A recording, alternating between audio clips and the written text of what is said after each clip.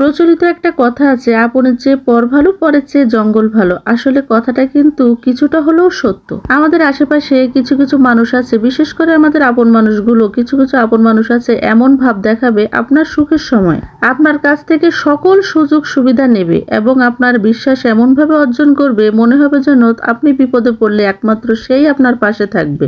অবশেষে সত্যি যখন আপনি বিপদে পড়েন তখন কিন্তু ওই মানুষগুলোকে আপনি আর কাছে পাবেন না, যারা কিনা আপনার আপন মানুষ ছিল।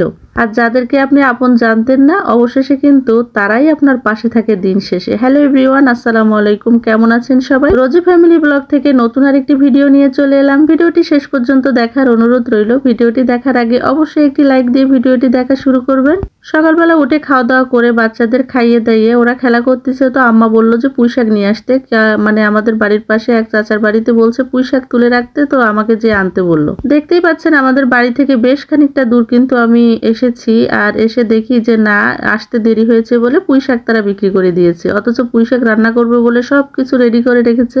আসলে কোরবানির সময় মাংস খেতে খেতে এমন অবস্থা হয়েছে, আর এত সুন্দর সুন্দর পুঁইশাক, যে পুঁইশাক দেখে এমনিতেই খেতে ইচ্ছা করছে, যেটা আসলে সিলেটে ওইভাবে পাওয়া যায় না। যাই হোক, পুঁইশাক পাই আর না পাই সেটা বড় কথা না, কিন্তু এত দূর এসেছি আর এখানে অনেক দিন আসা হয়নি, মানে কয়েক বছর যাবত এদিকে আসাই হয় না।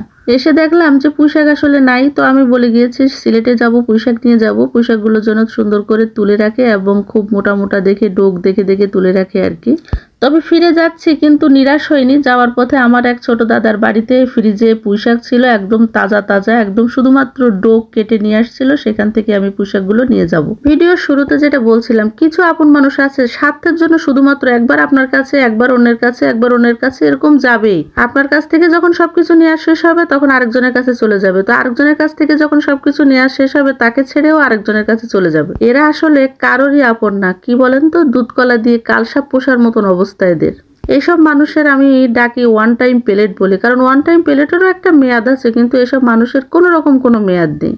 যাই হোক, এই যে ফিরে চলে যাচ্ছি, এটা হলো আমাদের বাঁশবাগান। আর বাঁশবাগান অনেকটা বড়ই বাঁশবাগান, আর বাঁশবাগানের পাশে কিন্তু বড় একটা পুকুর। আগের দিন আপনাদের সাথে শেয়ার করেছিলাম। আসলে রিজিকে থাকলে তো সেই জিনিসটা যে কোনো ভাবে আসে। তো পুঁইশাক পাওয়া যায়নি, অথচ যাওয়ার পথে দেখলাম যে আমার ছোট দাদি আর কি অনেকটা পুঁইশাক নিয়ে এসেছে, একদম এত সুন্দর সুন্দর, মানে যেটা আনতে গিয়েছিলাম তার থেকেও ভালো। প্রচন্ড রোদ, বাড়িতে চলে এসেছি। এই হলো আমার কোয়েল পাখি, সবসময় পানি দিয়ে রাখে এখানে, 7টা 8টা করে প্রত্যেকদিন ডিম পারে, আরো ছিল, গরমে মারা গিয়েছে।